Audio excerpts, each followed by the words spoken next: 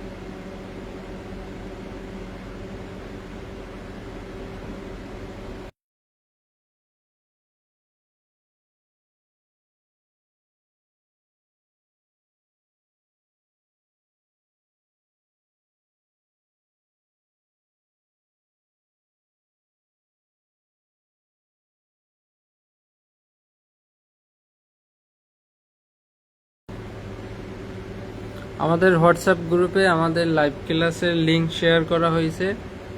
সবাই সেখান থেকে ক্লাসে প্রবেশ করেন।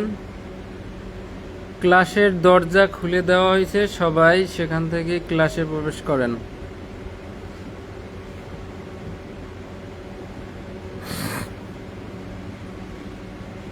গরমে ঠান্ডা লেগেছে।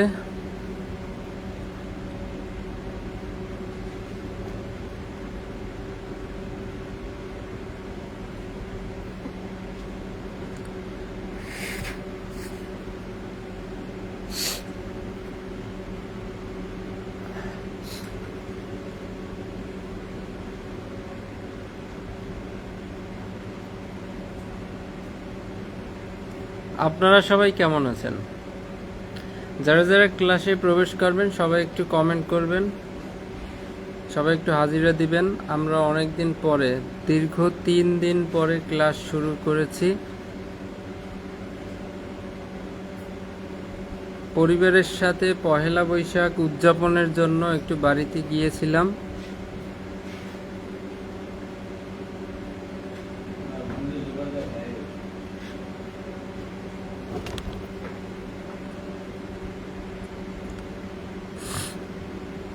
ঠান্ডা লেগেছে। সবাই একটু ক্লাসে প্রবেশ করেন এবং হাজিরা দেন। আমরা দ্রুত ক্লাস শুরু করব। আমাদের পরীক্ষা খুবই শীঘ্রই, কিন্তু আমাদের পড়া অনেক বাকি।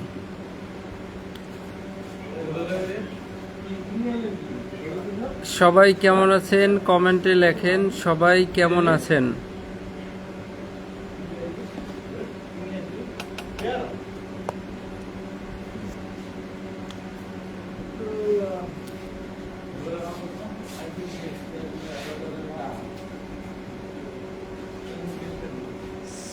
সাব্বির হাসান,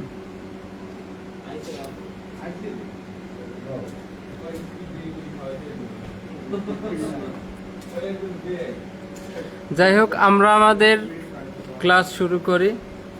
সবাইকে ধন্যবাদ আজকের লাইভ ক্লাসে। ব্রিলিয়ান্ট কিছু মানুষ দেখা যাচ্ছে।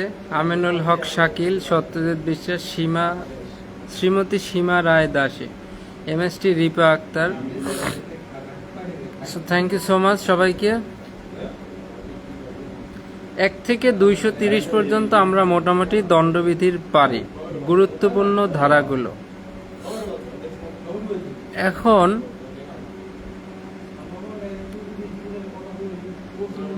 বাকি যে ধারাগুলো আছে এগুলো আপনার কোনো ভয় পাওয়ার কোনো কারণ নাই। আমরা ঠিক 1 থেকে 230-এর মতো সব কৌশলে শিখে ফেলব। আজকে আমরা সিম্পল একটা বিষয় পড়ব, একদম সিম্পল। সেই বিষয়টা পড়ব গণ উপদ্রব সম্পর্কিত। গণ উপদ্রব, গণ মানে কি?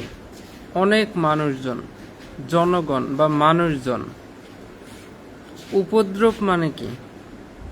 বিরক্তি সৃষ্টি করা, কারো ক্ষতি করা, কারো বিপদ, অর্থাৎ এমন কিছু করলেন যাতে একজনের একটা বিপদ ঘটল, কারো বিরক্তি সৃষ্টি হইল, কারো অসুবিধা সৃষ্টি হইল, এটাকে গণ উপদ্রব। ইংলিশটা জানতে হবে আমাদের, পাবলিক নুইসেন্স। পাবলিক নুইসেন্স মানে হচ্ছে গণ উপদ্রব, পাবলিক নুইসেন্স।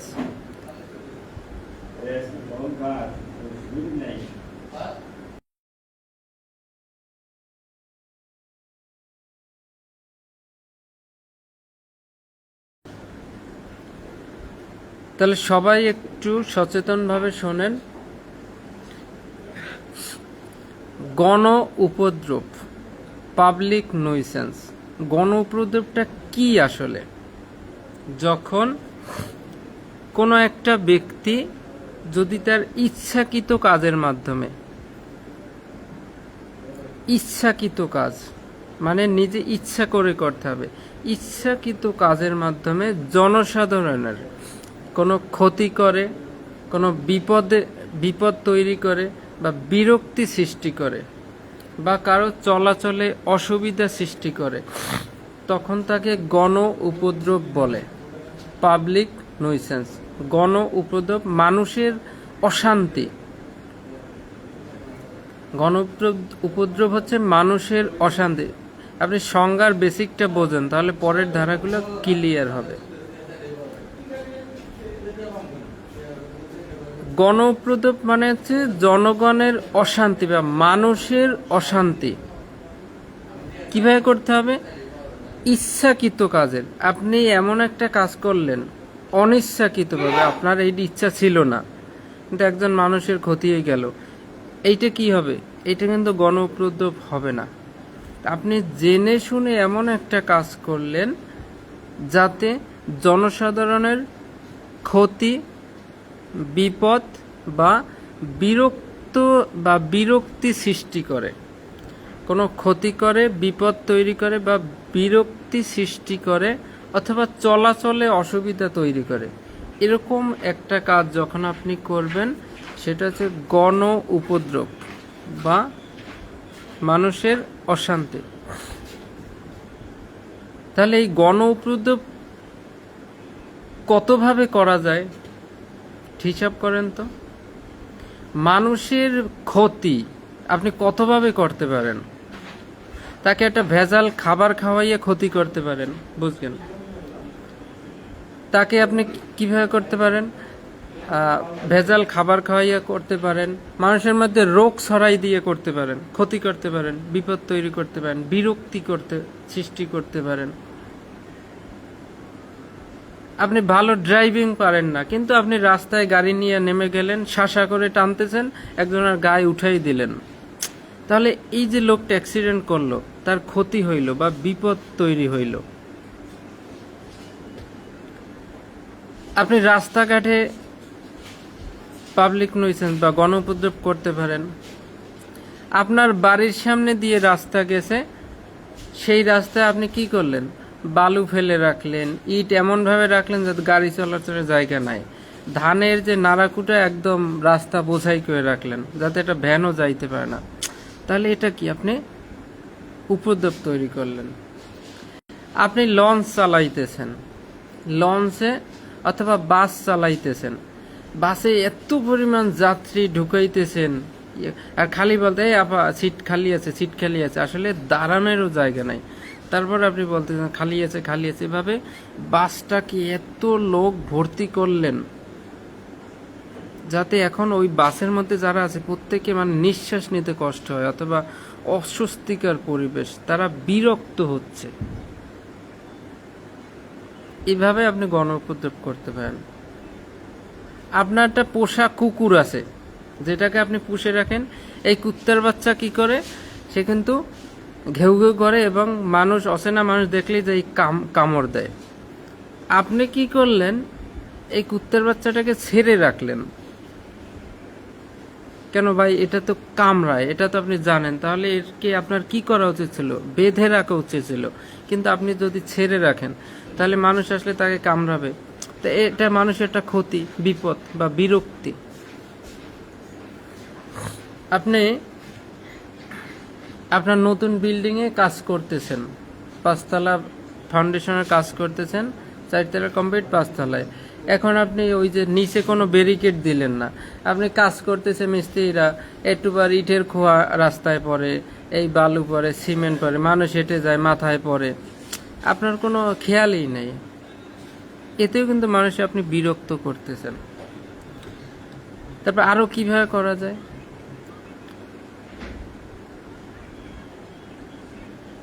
আপনি গাড়ি চালাচ্ছেন, যতটা স্পিড দরকার তার চেয়ে অধিক স্পিডে গাড়ি চালাইতেছেন রাস্তায়।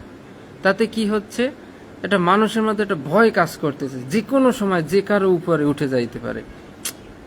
এটা একটা ভীতি, ভয়, বিরক্তি, ক্ষতি, বিপদের সম্ভাবনা। এভাবে আপনি পাবলিক নয়সেন্স করতে পারেন। এবারে আপনি অশ্লীল বই পুস্তক, যেসব বই পুস্তক দেখলে পড়লে মানুষের কামোদ্দীপনা বৃদ্ধি পায়, যেগুলো ছেলেমেয়েরা, অল্প বয়সী ছেলেমেয়েরা পড়লে খারাপ হয়ে যেতে পারে, সেই বই পুস্তক এনে সবার কাছে বিক্রি করতেছেন। এতে কি মানুষের বিরক্তি হচ্ছে। এরকম আপনি লঞ্চ চালাইতেছেন, লঞ্চে অধিক যাত্রী, মানে ভাড়া বেশি পাবেন সেই জন্য লঞ্চে অধিক যাত্রী তুলতেছেন, মানুষের বিরক্তি। আপনি রাস্তায় গাছ কেটে ফেলে রাখলেন যাতে গাড়ি ঘোড়া না যাইতে পারে। লঞ্চ চলতেছে, সেখানে আপনি একটা নদীপথে একটা এমন একটা বাধা সৃষ্টি করলেন যাতে লঞ্চ না যাইতে পারে। এই যে সামগ্রিকভাবে দেখেন, গণ উপদ্রব মানে কি? মানুষের অশান্তি কয়েকভাবে করা যায়। এটা আমরা বেসিক একটা বিষয় শিখলাম। এখন এইটা আমরা ধারাওয়াইজ শিখব। আমি যেগুলো এত সময় বললাম এগুলো সব আমাদের ধারায় আছে। যেন আপনাদের বুঝতে হবে মানুষের অশান্তি বা গণ উপদ্রব বা পাবলিক নয়সেন্স কয়েকভাবে করা যায়, শুধু একভাবে না।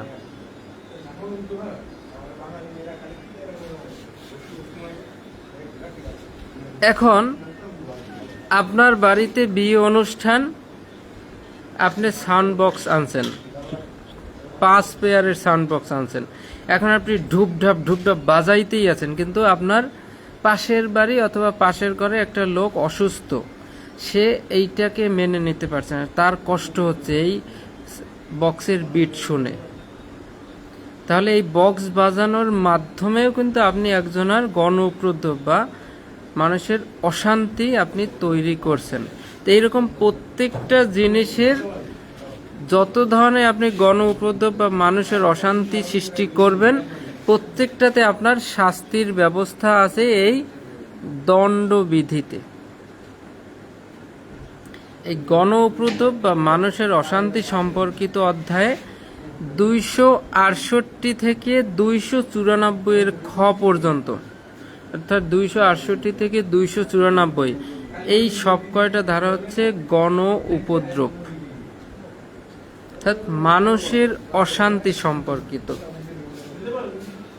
এখানে কিছু কিছু অপরাধ স্পেসিফিক বলছে যে আপনি মনে করেন জোরে ওভার স্পিডে গাড়ি চালাইলে এই ধারায় অপরাধ, এই খাদ্যে ভেজাল মিশাইলে এই ধারায় অপরাধ, এই রাস্তা নষ্ট করলে, ব্রিজ নষ্ট করলে এই ধারায় অপরাধ। কিন্তু আর 290 একটা ধারা, সেখানে বলছে এই 268 থেকে 294-তে যে কয়টা অপরাধের কথা বলা হয়েছে, এই বাদে অন্য কোনো আনকমন এমন একটা অপরাধ আপনি করলেন বা মানুষের বিরক্তি করলেন যেটা এই আইনে উল্লেখ নাই, সেইটার শাস্তি হবে 290-তে। সবাই একটু কমেন্ট করেন, এই যে মানুষের অশান্তি কতভাবে তৈরি করা যায় এটা আপনারা একটু বুঝতে পারছেন কিনা। সবাই একটু কমেন্ট ওকে লেখেন, তাহলে আমি এখন ধারাওয়াইজ যাব। খুবই সিম্পল, আপনি একবারে বুঝে যাবেন। সবাই একটু লেখেন আপনারা বুঝতে পারছেন কিনা এতটুকু।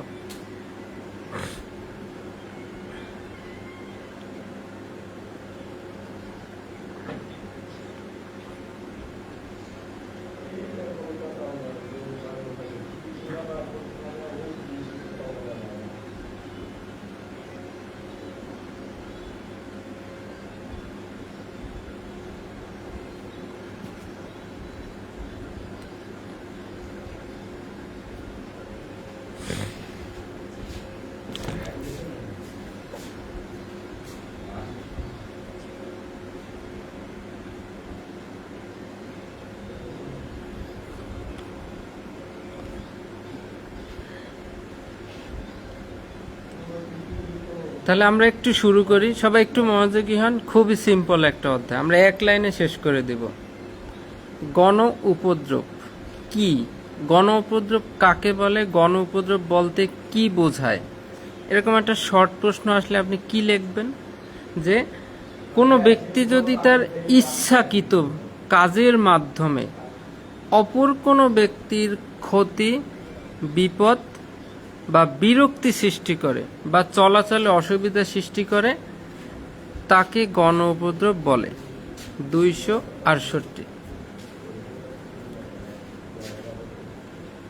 এখন 269 থেকে আমাদের কি ধরনের গণ উপদ্রব করলে কি পরিমাণ শাস্তি সেটা শুরু হয়েছে। হ্যাঁ, রিপা আক্তার কমেন্ট অনেক সুন্দর। ইচ্ছাকৃতভাবে জনসাধারণকে বিরক্তি করা, রাইট। এখন 269 রোগ ব্যাধি নিয়ে 3টা ধারা। 269, 70, 71। মনে করেন আপনার করোনা ভাইরাস হয়েছে। করোনা ভাইরাস হয়েছে পরে এটা একটা শো আছে, মনে করেন মানুষের মধ্যে যাওয়া আপনার উচিত না। আপনি কি করলেন? সেই করোনা ভাইরাস লইয়ে আপনি বাজারে ঘাটে বিভিন্ন জায়গায় ঘুরতেছেন। তাহলে কি এটা একটা সংক্রমণ রোগ। আপনি অবহেলার মাধ্যমে যদি এই সংক্রমণ রোগের বিস্তার ঘটাতে সাহায্য করেন, তাহলে আপনি এক ধরনের গণ উপদ্রব করলেন, আপনার একটা শাস্তি হবে।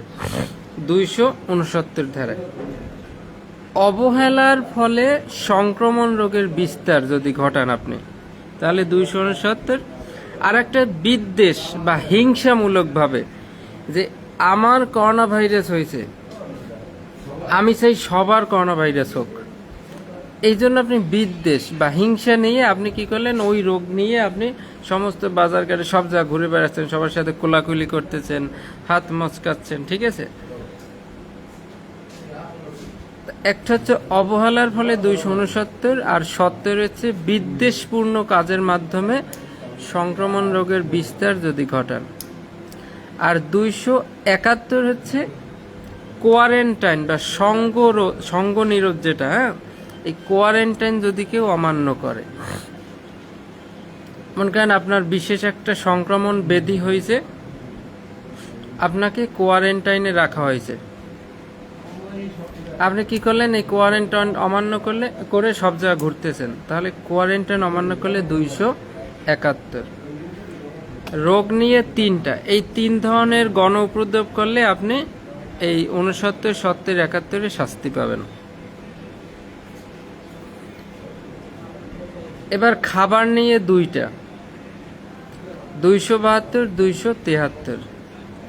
272 সোজা, কেউ যদি খাদ্য বা পানীয়তে ভেজাল মিশায়, খাদ্য বা পানীয়তে ভেজাল মিশাইলে 272। আর এই ভেজাল মিশানো খাবার যদি কেউ বিক্রি করে, তার হবে 273।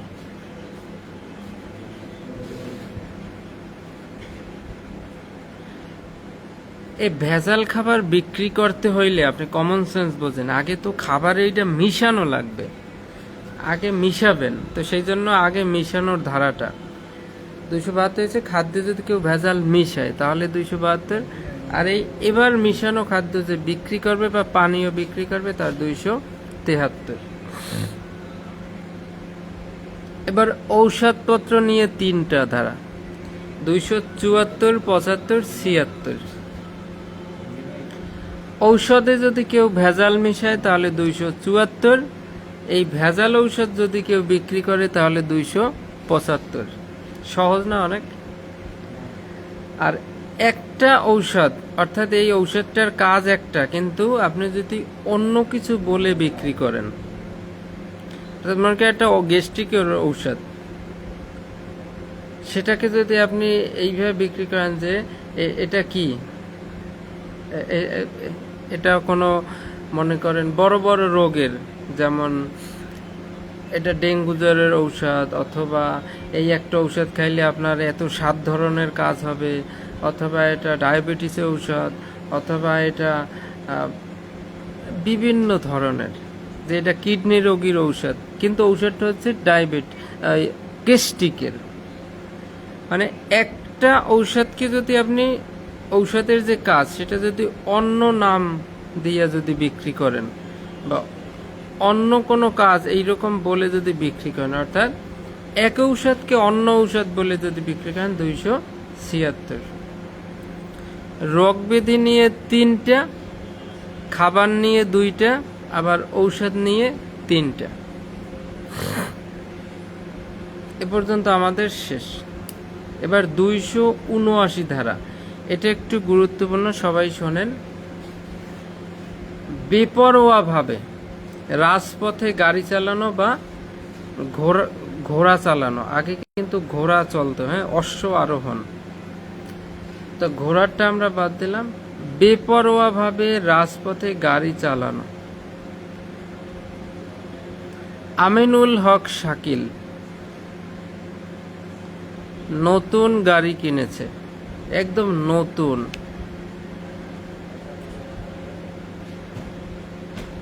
নতুন গাড়ি কেনার পর সে তো ইয়ং মানুষ, এখন সে কোনো কিছুকে কিছু মনেই করতে আসে না। সে কি করে, সে গোসল করতে যায় গাড়ি নিয়ে, সে বাজারে যায় গাড়ি নিয়ে, এক কাপ চা খাইতে যায় গাড়ি নিয়ে, তার রুমের সাথেই বাথরুম আছে, সে আগে ওইখানে যাইতো, এখন ওই দূরে মসজিদের ওইখানে বাথরুম, সেইখানে যায়। কেন? তাহলে এই সুযোগে সে গাড়িটা চালাইতে পারবে। সে এখন রুমের সাথে ওয়াশরুমেও যায় না, সে দূরে যায়, সে গাড়ি নিয়ে, অর্থাৎ গাড়ি ছাড়া সে কিছু বোঝে না। এবং গাড়িতে সে যখন ওঠে, মানে ওঠার সাথে সাথেই পিক আপটা মোড়াই ভুম ভুম, ইমিডিয়েট একটা এমন একটি স্পিড সাউন্ড তৈরি করে যাতে সে দেখাচ্ছে মানে আমি নতুন গাড়ি কিনেছি। সে যখন গার্লফ্রেন্ড নিয়ে গাড়ি মোটরসাইকেলে চালায় তখন আশেপাশের কাউকে কিছু পরোয়া করে না। সে বাসের সাথে টক্কর দেয়, হেলিকপ্টারের সাথেও একদিন টক্কর দেওয়ার চেষ্টা করেছিল কিন্তু ব্যর্থ হয়েছে। এইভাবে আমিনুল কি করতেছে, এমনভাবে বেপরোয়াভাবে গাড়ি চালাচ্ছে যাতে মানুষের জীবনের একটা ক্ষতি হওয়ার সম্ভাবনা বা কোনো ব্যক্তি গুরুতর আহত হইতে পারে বা জখমের সম্ভাবনা আছে। এইভাবে যদি কেউ রাস্তায় গাড়ি চালায় তাহলে, অর্থাৎ এখানে কিন্তু অ্যাক্সিডেন্ট হয় নাই, অ্যাক্সিডেন্ট হইলে আবার 338 ধারায় চলে যাবে। অ্যাক্সিডেন্ট হয় নাই, আমিনুল এমনি ঠিক আছে, মানে কন্ট্রোলিং পাওয়ার ভালো, কিন্তু সে ভুম ভুম, সে স্পিড, সে 80-র নিচে গাড়ি চালায় না। তাহলে এমনভাবে রাস্তায় কিন্তু আমাদের কিছু দেওয়া থাকে, সাইন দেওয়া থাকে, ট্রাফিক সাইন, যে এখানে সর্বোচ্চ গতিসীমা এত, সামনে বাজার, ডানে মোড়, সামনে স্কুল। এই গতিসীমার একটা সাইনবোর্ড দেওয়া থাকে যে সর্বোচ্চ গতিসীমা 40, 50, 60। তা আমিনুল সবসময় একটা টেন্ডেন্সি, এই যে সরকারি নির্দেশনা, অর্থাৎ যদি কোনো জায়গায় 40 দেওয়া থাকে সর্বোচ্চ গতিসীমা, তার টার্গেট থাকে এইটা ডাবলে আমি চালাবো। যদি কোনো জায়গায় 50 দেওয়া থাকে সে চালায় 100। এতে কি হয়, জনমনে একটা ভীতি তৈরি থাকে যে এই গাড়িটা যখন যায় যে কোনো সময় যদি একটু স্লিপ কাটে বা এদিক ওদিক হয়ে যায়, একজনের গায়ে উঠে যেতে পারে, আহত হতে পারে, জখম হতে পারে। এই রকম ভাবে যদি আমিনুল গাড়ি চালায় তাহলে আমিনুলের শাস্তি 279 ধারায়। আমিনুল, আপনি বুঝতে পারছেন কিনা একটু কমেন্ট করেন, আপনি বুঝলে সবাই বুঝবে। তাহলে আমরা একটা এক্সাম্পলের মাধ্যমে 279 ধারাটা বুঝে গেলাম। এবার 282, ওই যে বলছিলাম ভাড়ার জন্য, অর্থাৎ বেশি ভাড়া পাবে এই জন্য এই যে জলপথে জাহাজ বা লঞ্চে অতিরিক্ত যাত্রী বোঝাই যদি কেউ করে, 282 ভাড়ার জন্য অতিরিক্ত যাত্রী যদি কেউ বোঝাই করে তাহলে তার 282 ধারায় অপরাধ। এইবার 283 ধারা, ওই যে বলছিলাম যে রাজপথে বা নৌপথে রাস্তায় অথবা নদী খালে কোনো যানবাহন বা জলযান চলাচলে বাধা সৃষ্টি করা, চলাচলে বাধা সৃষ্টি করে বা অসুবিধা সৃষ্টি করে, এরকম যদি কেউ করে তাহলে তার 283। বিপদ বা বাধার সৃষ্টি করা,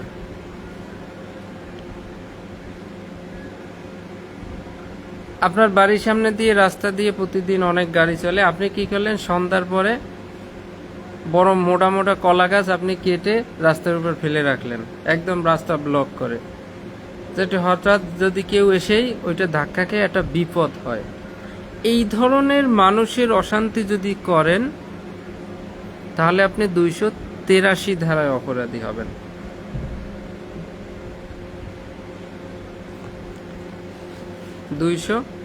ধারা। এইবার আরেকটা বলছিলাম দালান ভাঙ্গার বিষয়ে, অর্থাৎ আপনি দালান ভাঙতেছেন বা মেরামত করতেছেন, কাজ করতেছেন, আপনার কোনো সেফটি কোনো কিছু নাই, আপনি জাল টানাইলেন না, বেড়া দিলেন না, কিছুই করলেন না, সেফটি। তো এইভাবে এই দালান ভাঙার বিষয়ে যদি আপনি তাচ্ছিল্যপূর্ণ আচরণ করেন, এই ত্রুটিপূর্ণ আচরণের কারণে আপনার 288 ধারায় শাস্তি হবে। কিন্তু সেই দালান ভাঙার সময় যদি কেউ মারা যায়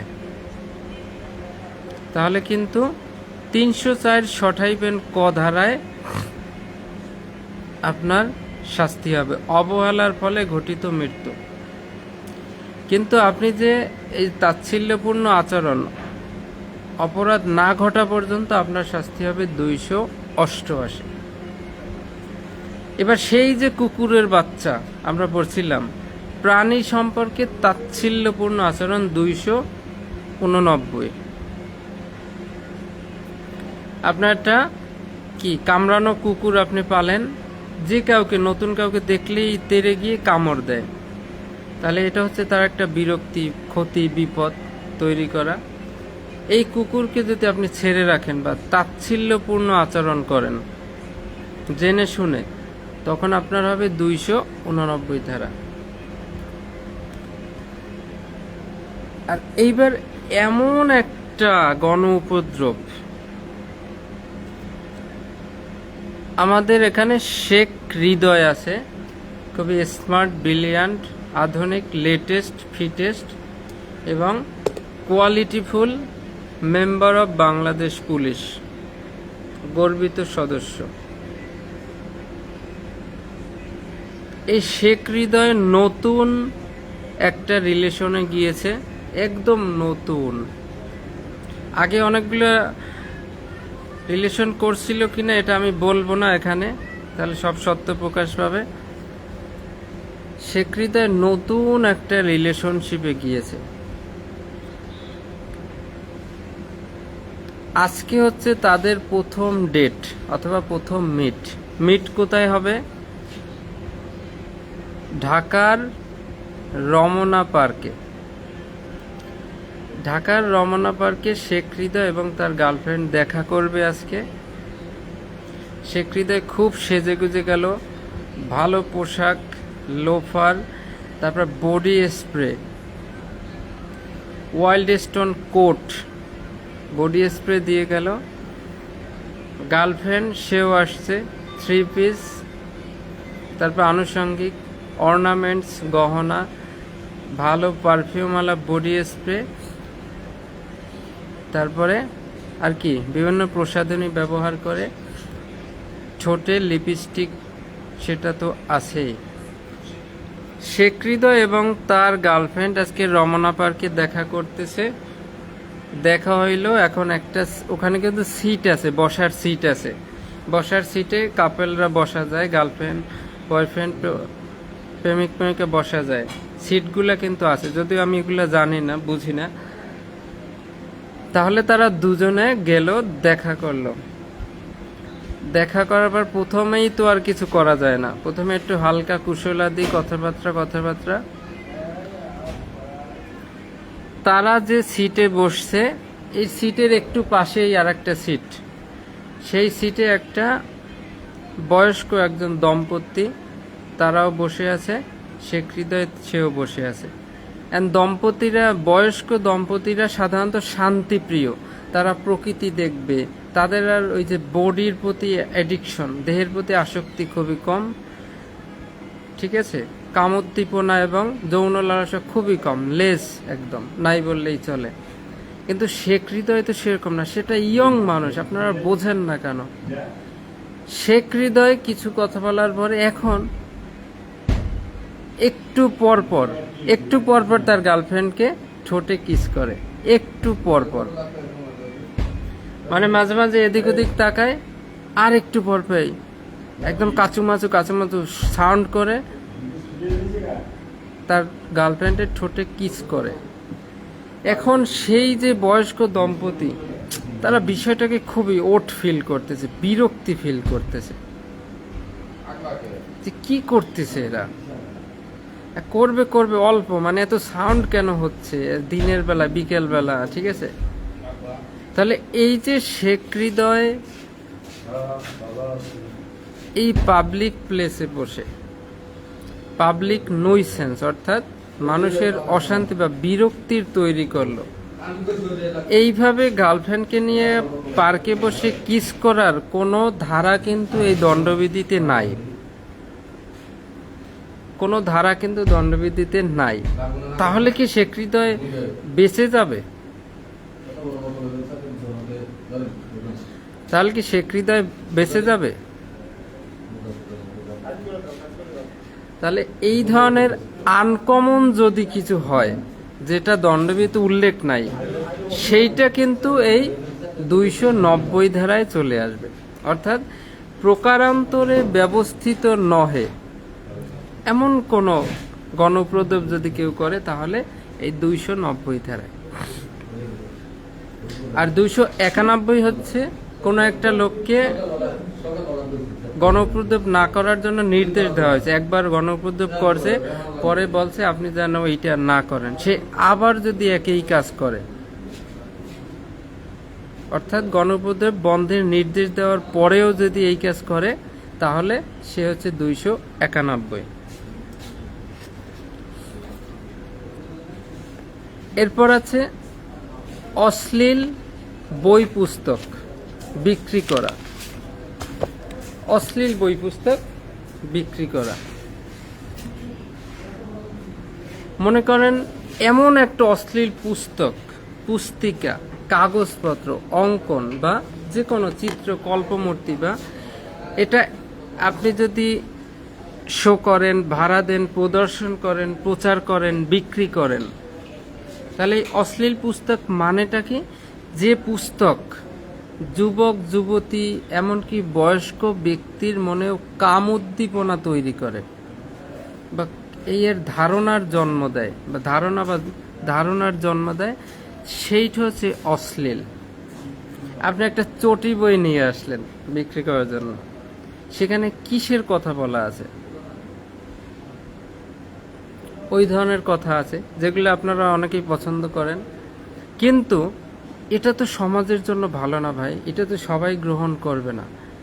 এখন এই বই, এই অশ্লীল পুস্তক বা পুস্তিকা, কোনো কাগজ, অঙ্কন, যে কোনো কিছু যদি আপনি বিক্রয় করেন বা ভাড়া দেন, যেগুলা দেখে বা পড়ে মানুষের মনে কামোদ্দীপনা তৈরি হয়, মানুষের মন বিগড়ে যেতে পারে, কোনো একটা অপরাধ বোধ তৈরি হতে পারে এবং অপরাধ করার জন্য তার মনে, অর্থাৎ একটা অপরাধ করার টেন্ডেন্সি যদি তৈরি হতে পারে, এই ধরনের অশ্লীল পুস্তক যদি আপনি বিক্রয় করেন, তাহলে 292। আর যদি 20 বছরের কম বয়স্ক কোনো ব্যক্তির নিকট এই পুস্তক বিক্রি করেন, তাহলে 293। 292, 20 বছরের উপরের কোনো ব্যক্তির কাছে বিক্রয় করলে 292, আর 293 হচ্ছে 20 বছরের কম বয়স্ক কোনো ব্যক্তির নিকট যদি আপনি কি করেন, এই অশ্লীল পুস্তক বিক্রি করেন, তাহলে 293। আর লাস্টের একটা ধারা 294, অশ্লীল কার্য অথবা সঙ্গীত যদি আপনি পরিবেশন করেন, অশ্লীল কার্য,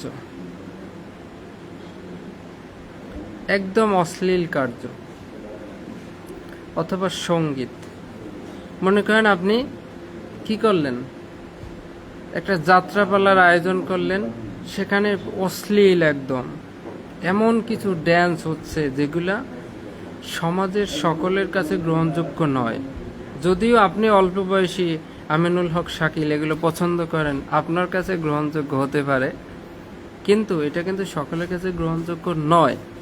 এটা অশ্লীল একটা কাজ।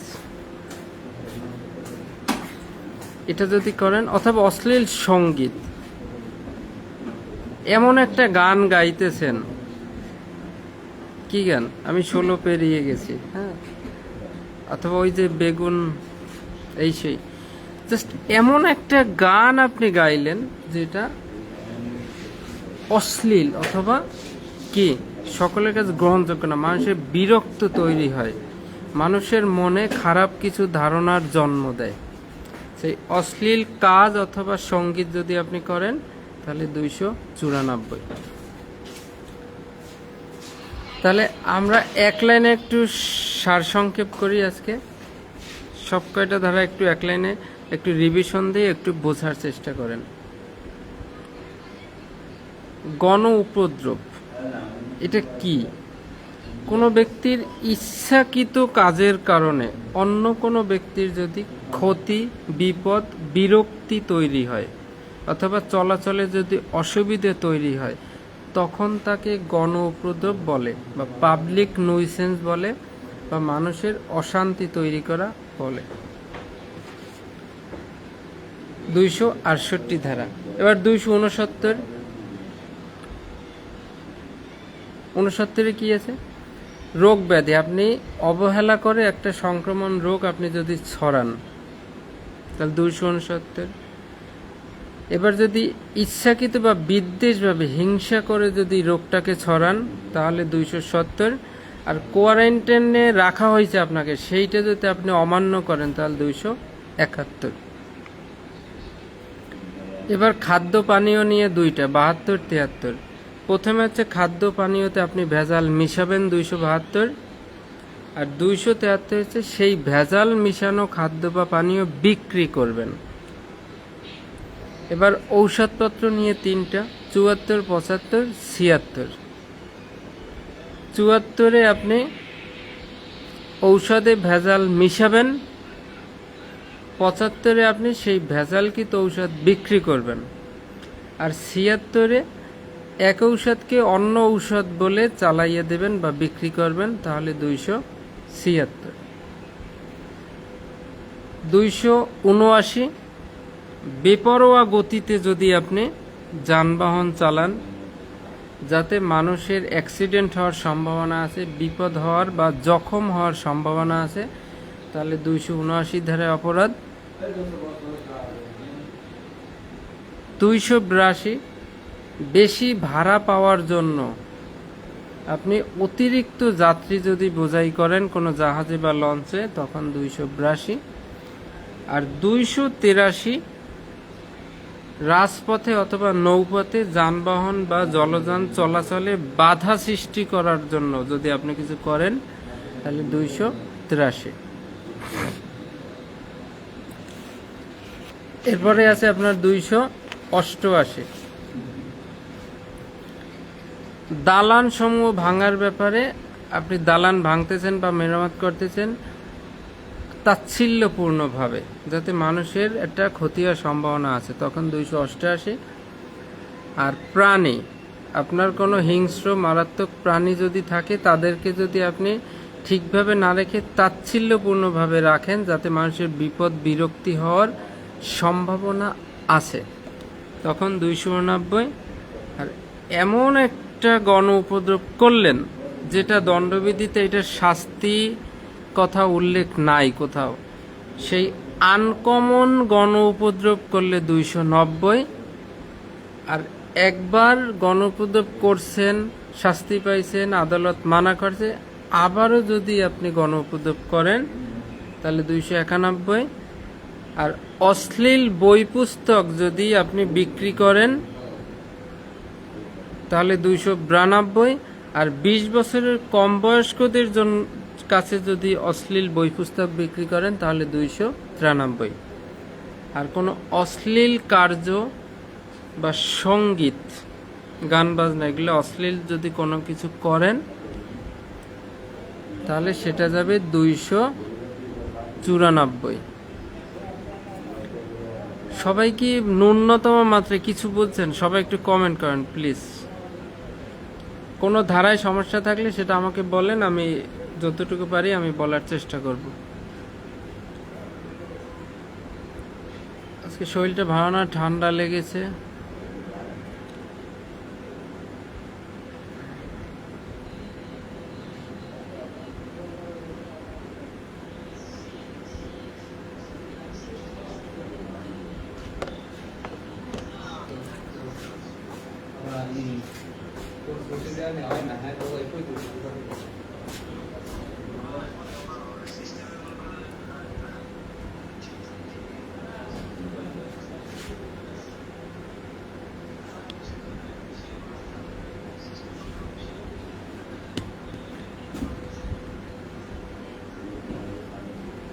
আগামীকাল আমরা একটা চমৎকার একটা অধ্যায় পড়ব, ধর্ম অবমাননা।